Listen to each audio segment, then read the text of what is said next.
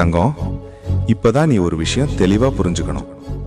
ஆமா, நீ இப்போ நின்னுட்டு இருக்கிற இடம் சாதாரணமான இடம் இல்ல. இது வரைக்கும் நீ கடந்து வந்த வழி சுலபமான பாதையும் இல்ல. அதனாலதான் இப்போ உனக்கு சில விஷயங்கள் ரொம்ப கஷ்டமா தோணுது. அதுக்கு அர்த்தம் நீ பொறுப்போட வளர்ந்துகிட்டு இருக்கிற அறிகுறிதான். நீ எல்லாருக்கும் புரியிற வழியில போகல, உன் மனசுக்கு சரின்னு தோணுற வழியில தான் நீ போய்கிட்டு இருக்க. அதனாலதான் சில நேரம் நீ தனியா நடக்கிற மாதிரி தோணும். அது ஒன்றும் தவறில்லை தங்கம், அது உன்னோட தலைமைக்கான அடையாளம் தான். அதுக்காக இன்னும் நீ வேகமா ஓடவும் வேண்டாம், உடனே நின்று போகவும் வேண்டாம். இப்படியே உன் வேகத்துல நீ தொடர்ந்து பயணம் செய். நீ போகிற திசை சரிதான்.